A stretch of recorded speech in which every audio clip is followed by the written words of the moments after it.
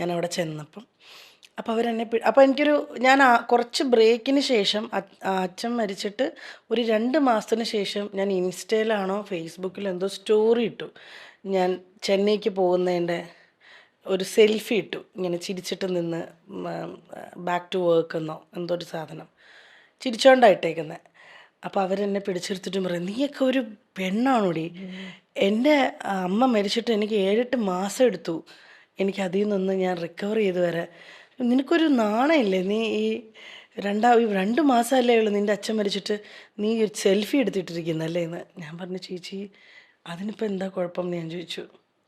കാരണം ഞാൻ എന്നെ വീണ്ടും ട്രാക്കിലേക്ക് എത്തിച്ചേ പറ്റൂ. അതെ, നമ്മൾ നമ്മുടെ പുഷ് ചെയ്യാണ് സെൽഫിനെ. കാരണം അത് കഴിഞ്ഞ് ജൂൺ 21 എൻ്റെ കല്യാണം. അത് കഴിഞ്ഞിട്ട് വീണ്ടും ഞാൻ ബാക്ക് ടു നോർമൽ ലൈഫിലേക്ക് വന്നുകൊണ്ടിരിക്കുക. അപ്പോൾ ആ സമയത്താണ് ഞാൻ ഇട്ടത്. അപ്പോൾ ഞാനിങ്ങനെ ആലോചിച്ചു, ഈശ്വര അപ്പോൾ എന്തെല്ലാം ആയിരിക്കുമല്ലേ ആൾക്കാർ ആ ഒരു സെൽഫിക്ക് പറയുക. ആ സമയത്തൊക്കെ ഞാൻ ഒത്തിരി അങ്ങനെ ചിന്തിക്കുമായിരുന്നു. നാട്ടുകാരെന്ത് പറയും, നാട്ടുകാരെന്ത് വിചാരിക്കും, അയ്യോ അവരെന്താ വിചാരിക്കുക ഞാനിങ്ങനെ ഇട്ടാൽ. പിന്നെ അവിടെ നിന്ന് അങ്ങോട്ട് ഫുള്ള് നാട്ടുകാരെ പേടിയായിരുന്നു എനിക്ക്. ഈ ഒരു ഇൻസിഡൻറ്റിന് ശേഷമാണ് ശരിക്കും ഞാൻ ചിന്തിക്കുന്നത്, ഇങ്ങനെയൊന്നും ഇടാൻ പാടില്ലല്ലേ. ഇപ്പം നമ്മളിപ്പോൾ എന്തെങ്കിലും നമ്മൾ പറയുകയോ പ്രവർത്തിക്കുകയോ എന്ത് ചെയ്താലും ഏറ്റവും അധികം ക്രിട്ടിസൈസ് ചെയ്യുന്നത് നമ്മുടെ ഇൻഡസ്ട്രിയിലുള്ളവർ, നമ്മൾ അറിയാത്തവരും അറിയാവുന്നവരും പറയും.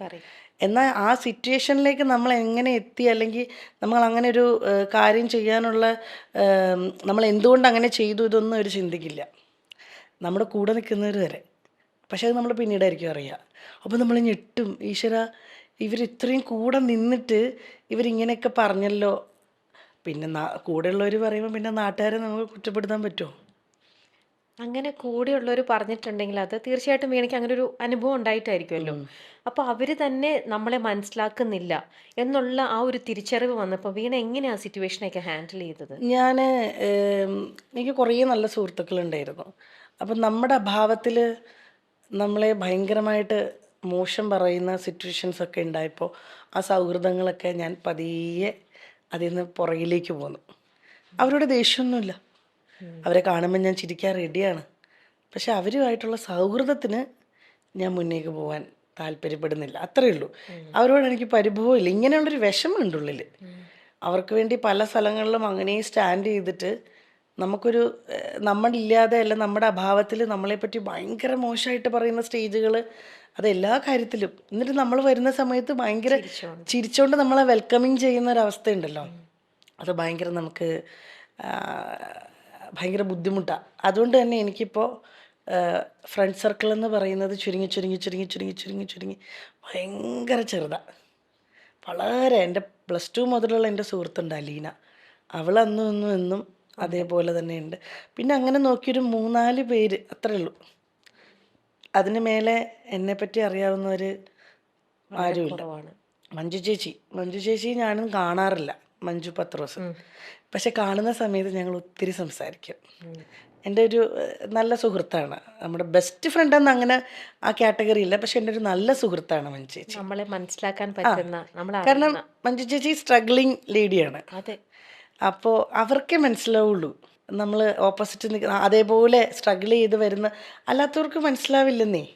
പിന്നെ നമ്മളിലും സ്ട്രഗിൾ ചെയ്യുന്ന ആൾക്കാരുണ്ട് കേട്ടോ. ഇപ്പം ഞാൻ പറഞ്ഞല്ലോ, എനിക്ക് സോഴ്സ് ഉണ്ട്, എനിക്ക് സോഴ്സ് പോലും ഇല്ലാതെ കഷ്ടപ്പെടുന്നവരുണ്ട്. ഞാൻ പലപ്പോഴും എൻ്റെ ലൈഫിൽ ഓരോ പ്രശ്നങ്ങൾ വരുമ്പോൾ ഞാൻ ചിന്തിക്കുന്നത് നേരെ താഴോട്ടാണ്. അപ്പോൾ എനിക്ക് ഓക്കെ ആവും, ഞാൻ കൂൾ ഡൗൺ ആവും. നമ്മൾ കമ്പയർ ചെയ്യും അല്ലേ. ഞാൻ താഴോട്ട്, ദൈവമേ എനിക്കിപ്പം കയറി കിടക്കാൻ വീടുണ്ട്, സഞ്ചരിക്കാൻ വണ്ടിയുണ്ട്, അധ്വാനിക്കാൻ കാലും കൈയും ആവതുണ്ട്, ദൈവം അനുഗ്രഹിച്ച അസുഖങ്ങളൊന്നുമില്ല.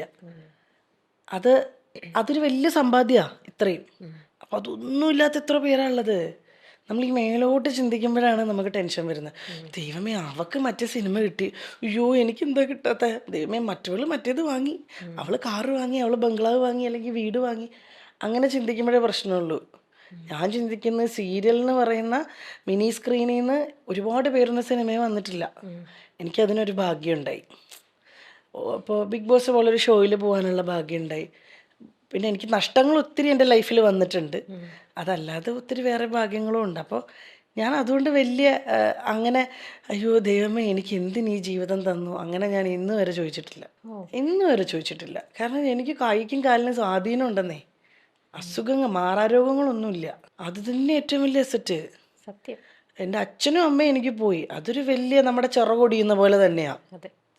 ഒരു പക്ഷിയുടെ രണ്ട് ചിറക് ഒടിഞ്ഞാലും പക്ഷിക്ക് മുന്നോട്ട് ജീവനില്ലേ, നമുക്ക് മുന്നേക്ക് പോവണ്ടേ. അതേപോലെ എൻ്റെ യാത്രകൾ എപ്പോഴും. ഇപ്പോൾ ജീവിതത്തിൽ ഏറ്റവും കൂടുതൽ മിസ് ചെയ്യണതും അച്ഛനെയും അമ്മയും തന്നെയാണ്. ഉറപ്പല്ലേ, അന്നും ഇന്നും എന്നും എനിക്കൊരു തിരിച്ചൊരു എന്താ പറയുക, ബാക്കിലേക്ക് ഒരു മറ്റേ നമുക്ക് ലൂപ്പ് എന്നല്ലല്ലോ എന്നെ പറയുന്നത്, എന്താ ഒന്ന് റീകറക്ഷൻ ചെയ്യാൻ കിട്ടിയിരുന്നെങ്കിൽ ഞാൻ എൻ്റെ കല്യാണവും കഴിക്കില്ലായിരുന്നു. പക്ഷെ അമ്പാടി വേണം കേട്ടോ. കല്യാണം കഴിക്കില്ലായിരുന്നു. കല്യാണം എൻ്റെ ലൈഫിലെടുത്ത മോശം ഡിസിഷനാണെന്ന് ഒരിക്കലും ഞാൻ പറയില്ല. പക്ഷെ ഇങ്ങനെയൊക്കെ ആവുമായിരുന്നെങ്കിൽ കല്യാണമേ കഴിക്കില്ലായിരുന്നു. ഓക്കെ.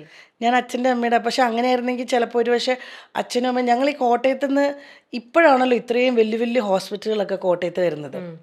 പണ്ടൊക്കെ ചെറിയ അസുഖങ്ങളൊക്കെ വന്നു കഴിഞ്ഞാലും മൈൻഡ് ചെയ്യത്തില്ല. അമ്മയുടെ അസുഖങ്ങളൊക്കെ ചെറിയ ചെറിയ സംഭവങ്ങളായിട്ട് ആദ്യമേ സിംറ്റംസ് കാണിച്ചത് ജോഗ്രനസ് എന്നായിരുന്നു അമ്മയുടെ അസുഖത്തിൻ്റെ പേര്. അത് ബോഡിയുടെ ഇമ്മ്യൂണിറ്റി കുറയുന്നതാണ്. എന്നിട്ട് ബോഡി തന്നെ ബോഡിയെ ഇത് ചെയ്യും, ഇമ്മ്യൂണിറ്റിയുടെ ഒരു ഇഷ്യൂ വരുന്നത്. അതൊക്കെ മുന്നേ സിംറ്റംസ് കാണിച്ചിരുന്നു. പക്ഷെ നമുക്ക് മനസ്സിലായി. അന്നത്തെ കാലത്ത് അതറിയില്ലേ. എൻ്റെ ചെറുതിൽ ഞാൻ 7ാം ക്ലാസ്സിലൊക്കെ പഠിക്കുമ്പോൾ അതിൻ്റെ സിംറ്റംസ് ഉണ്ടായിരുന്നു. പക്ഷേ നമുക്കത് അറിയില്ല. നമ്മൾ അറിഞ്ഞപ്പോൾ ഒത്തിരി ലേറ്റായിപ്പോയി. പക്ഷെ എന്നാലും അമൃതയിലായിരുന്നു ഞങ്ങൾ അവിടെ നിന്ന് കൊണ്ടുവന്ന് അമൃതയെ കാണിച്ചിരുന്നു. പക്ഷെ കുറേ കൂടെ ബെറ്റർ ട്രീറ്റ്മെൻറ്റ് ഞാൻ കൊടുത്തേനെ അച്ഛനും അമ്മയ്ക്കും. ഞാൻ കുറേ കൂടെ അവരെ നോക്കിയേനെ. എനിക്ക് പല സമയത്തും തിരക്കിൻ്റെ സമയത്ത് തിരക്ക് വരുമ്പോഴേ നമ്മുടെ അച്ഛനും അമ്മയ്ക്കും പ്രയോറിറ്റി കുറയും പലപ്പോഴും. അവരവിടെ ഉണ്ടല്ലോ, എപ്പോഴേലും വിളിച്ചാൽ മതിയല്ലോ. അവരുടെ കോളാണ് വരുന്നതെങ്കിൽ നമ്മളിങ്ങനെ നോക്കിയിട്ട് അച്ഛനല്ലേ കുറച്ച് കഴിഞ്ഞിട്ട് വിളിക്കാം. അത് നമുക്കറിയാം അവരവിടെ ഉണ്ട് എന്നുള്ളത്. നമ്മൾ 5 ദിവസം വിളിച്ചില്ലെങ്കിലും 10 ദിവസം വിളിച്ചില്ലെങ്കിൽ നമുക്ക് വേണ്ടി പ്രാർത്ഥിച്ച് അവിടെ ഉണ്ടെന്ന് പറയാം. പക്ഷെ ഞാൻ അവിടെ തന്നെ ആയിരുന്നു. എന്നിരുന്നാലും പലപ്പോഴും കോള് നമ്മൾ ലൊക്കേഷനിലുള്ളപ്പോൾ അച്ഛൻ എൻ്റെ കൂടെ ഉള്ളപ്പോൾ അമ്മ വിളിക്കും. അപ്പോൾ ഇങ്ങനെ നോക്കിയിട്ട് ഞാനിങ്ങനെ മാറ്റി വെച്ച ദിവസങ്ങളുണ്ട്, കുറച്ച് കഴിഞ്ഞിട്ട് വിളിക്കാമല്ലോ. പിന്നെ സന്ധ്യ ആകുമ്പം അമ്മ വീണ്ടും ഓർക്കും, എപ്പോഴാണ് ഷൂട്ട് കഴിഞ്ഞ് വരുന്നത്, അമ്മ ഞാൻ അങ്ങോട്ടല്ലേ വരുന്നേ എന്ന് ഞാൻ പറഞ്ഞിട്ടുണ്ട്. ഇപ്പം അത് ആലോചിക്കുമ്പോൾ ഉണ്ടല്ലോ, ഈശ്വര ഞാൻ എന്തിനാ അങ്ങനെ പറഞ്ഞത്, ആ കോളുകളൊക്കെ എനിക്ക് എടുക്കാമായിരുന്നില്ലേന്ന് ഇപ്പം തോന്നുന്നു. കാരണം അത് പ്രായത്തിൻ്റെയാണ്. പക്ഷെ അങ്ങനെ അല്ലാത്ത കുട്ടികളുണ്ട് കേട്ടോ ഒരുപാട്. എൻ്റെ ഭാഗത്തിൽ ഞാൻ ലൈഫിൽ ചെയ്തിട്ടുള്ള ഏറ്റവും വലിയ മിസ്റ്റേക്സുകളിലൊന്ന്, അച്ഛനും അമ്മയ്ക്കും വേണ്ടിയിട്ട് നമ്മൾ വർക്ക് ചെയ്യുന്നു, അവരുടെ കാര്യങ്ങൾ നോക്കുന്നു എന്നല്ലാണ്ട് അവർക്ക് ഞാൻ ടൈം കൊടുത്തില്ല. ലൈഫിൽ നമുക്ക് ഒരാൾക്ക് കൊടുക്കാൻ പറ്റുന്ന ഏറ്റവും വലിയ കാര്യം ടൈമാണ്, പ്രത്യേകിച്ച് പേരൻസിന്. ഉള്ളപ്പോൾ അതിൻ്റെ, എൻ്റെ അമ്മ എപ്പോഴും പറയും, ഉള്ളപ്പം എടി ഞാൻ എന്തെങ്കിലും പറയുമ്പോൾ കണ്ണുള്ളപ്പോൾ അതിൻ്റെ വില അറിയില്ല. സത്യമാണ്. ഞാനിപ്പോൾ എപ്പോഴും എൻ്റെ ഫ്രണ്ട്സ്, എൻ്റെ കൂടെയുള്ള 1-2 ക്ലോസ് ഫ്രണ്ട്സിന് അറിയാം, എന്തെങ്കിലും വിഷമം വന്നാൽ ഞാൻ അവരുടെ അടുത്താണ് ഞാൻ തുറന്നിട്ട് ഞാൻ കരയുകയൊക്കെ ചെയ്യുക. അപ്പം ഞാൻ ഇത് പറഞ്ഞിട്ട് ഞാൻ പറയും, എൻ്റെ അമ്മ എപ്പോഴും എന്നോട് പറയും, കണ്ണുള്ളപ്പോൾ അതിൻ്റെ വില അറിയില്ലടി. സത്യമാണ്. അയ്യോ, നല്ല വ്യക്തമായിട്ട് അതിൻ്റെ വില അറിയുന്നുണ്ട്. ഇപ്പം ഞാൻ ഷൂട്ടിന് പോണു, ഞാൻ എൻ്റെ വീട്ടിൽ പെൺകുട്ടി ഭയങ്കര സ്ട്രോങ് ആയിട്ട് എൻ്റെ കുഞ്ഞിനെ, അവളുടെ കുഞ്ഞിനെ പോലെ നോക്കുന്നതുകൊണ്ടാണ് ഞാൻ ഇപ്പോൾ ഇവിടെ വന്നിരിക്കുന്നത്. അതല്ലെങ്കിൽ എന്താ, നമുക്ക് ധൈര്യമായിട്ട് നമ്മുടെ അച്ഛനെയും അമ്മയും ആരെങ്കിലും, അവർ പേരക്കുട്ടികളെന്ന് വെച്ചാൽ ജീവനായിരിക്കും, നോക്കാൻ ഏൽപ്പിക്കും. എനിക്കൊരു വിഷമം വന്നാൽ, ഇപ്പം ഞാൻ കഴിഞ്ഞ കുറച്ച് വർഷങ്ങൾ കടന്നുപോയ ഒരുപാട് വിഷമം പിടിച്ച എൻ്റെ സിറ്റുവേഷനിലെല്ലാം എനിക്ക് പോയി ചെന്ന് കെട്ടിപ്പിടിച്ച് കരയാൻ എൻ്റെ അമ്മയുണ്ടായിരുന്നു, ഉണ്ടായിരുന്നേനെ. അതുണ്ടായിട്ടില്ല. ഞാൻ ഫോട്ടോയിൽ നോക്കിയാൽ കരഞ്ഞിട്ടുള്ളത്. എന്ത് ചെയ്യാൻ പറ്റും. എൻ്റെ വീട്ടിലങ്ങനെ ഫ്രെയിം ചെയ്ത് അച്ഛനും അമ്മയും മരിച്ച് മറ്റേ തിരി കത്തിച്ച ആ പരിപാടി ഒന്നുമില്ല. അച്ഛൻ്റെ അമ്മയുടെ ഒരു കൊച്ചു ഫോട്ടോ ഇറങ്ങുന്നിടത്ത് ഇങ്ങനെ വെച്ചിട്ടുണ്ട്, ഒരു ഫ്രണ്ടിലൊരു പിങ്ക് കളറിലെ റോസാപ്പൂവായിട്ട്. അതല്ലാതെ അങ്ങനെ സെപ്പറേറ്റ് അങ്ങനത്തെ ഫീൽ എനിക്ക് ഇഷ്ടമല്ലാത്തതുകൊണ്ട്. നോർമലി മരിച്ചു കഴിഞ്ഞാൽ നമ്മൾ ഫോട്ടോയൊക്കെ വെച്ച് മാലയൊക്കെ വെച്ച്, എനിക്കതൊന്നും പറ്റൂല. അവരങ്ങനെ അവർ മുന്നേ പോയിരിക്കുക. അവർ വേറൊരു സ്ഥലത്തേക്ക്, ഏതോ ഭംഗിയുള്ള സ്ഥലത്തേക്ക് പോയേക്കുക. ഞാനും കുറച്ച് വർഷം കഴിയുമ്പോൾ ഞാനും അങ്ങോട്ട് പോകണം. എനിക്ക് വേണ്ടിയിട്ട് അവിടെ വീടൊക്കെ കെട്ടി സെറ്റ് ചെയ്ത് അങ്ങനെ ചിന്തിക്കാൻ എനിക്കിഷ്ടം ഇപ്പോൾ. അല്ല, അങ്ങനെ ചിന്തിച്ചേ മതിയാവുള്ളൂ. നമ്മൾ ഫാക്റ്റ് അക്സെപ്റ്റ് ചെയ്യാന്ന്, റിയാലിറ്റി അക്സെപ്റ്റ് ചെയ്യാന്ന് പറഞ്ഞ സാധനം. അച്ഛനും അമ്മയുടെയും എന്താ പറയാ, അവർക്ക് വേണ്ടിയിട്ടെല്ലാം ഇത് ചെയ്തു കൊടുക്കണമെന്നും അവർക്കും വലിയൊരു ആഗ്രഹമായിരുന്നു. അച്ഛൻ്റെ അമ്മയുടെയും തൻ്റെ മകള് ഒരു സിനിമയുടെ പോസ്റ്ററിൽ എൻ്റെ മോളെ കാണണം എന്നുള്ളത് അവരുടെ വലിയൊരു ആഗ്രഹമായിരുന്നു. രണ്ടുപേർക്കും അത് കാണാൻ സാധിച്ചിട്ടില്ല.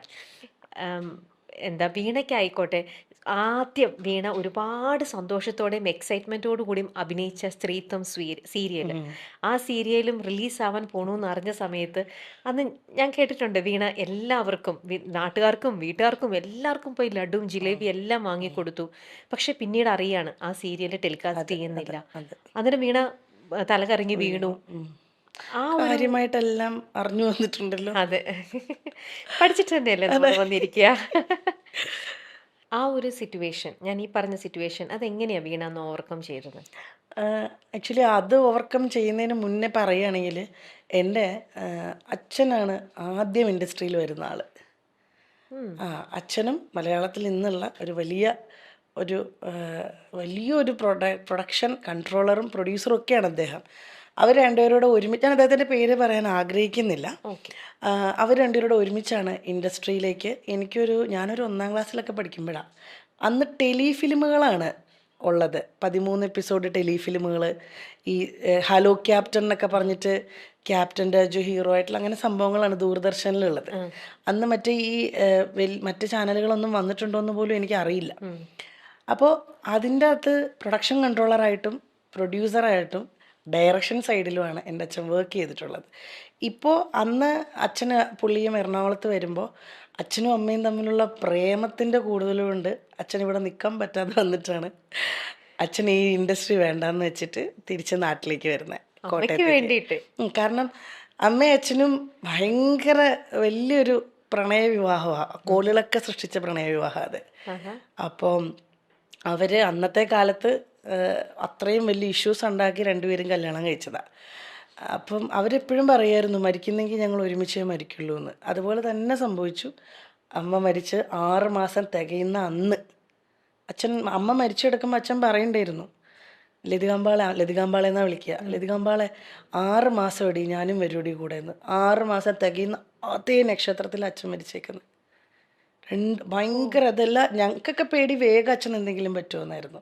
കാരണം ഇവർ തമ്മിലുള്ള ഒരു അറ്റാച്ച്മെന്റ്. ഭയങ്കര അറ്റാച്ച്മെൻറ്റാണ്. അതുപോലെ എൻ്റെ അച്ഛനെ പോലെ ഒരാളായിരിക്കണം എൻ്റെ ഭർത്താവെന്ന് ഞാൻ എപ്പോഴും ആഗ്രഹിക്കുമായിരുന്നു. സ്വാഭാവികം, ഇങ്ങനെ സ്നേഹിക്കുന്ന ഒരു അച്ഛനെയും അമ്മയും കണ്ടുവരുമ്പോൾ നമ്മൾ മക്കൾ അവരെ പോലെ തന്നെ ഒരാളായിരിക്കും നമുക്ക് കിട്ടുകയെന്ന് നമ്മൾ എപ്പോഴും നമ്മൾ ആഗ്രഹിക്കും, സ്വപ്നം കാണും അല്ലേ?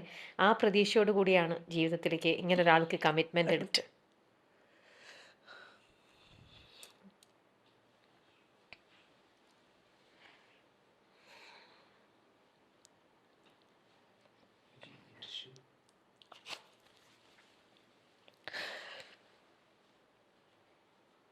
വീണ,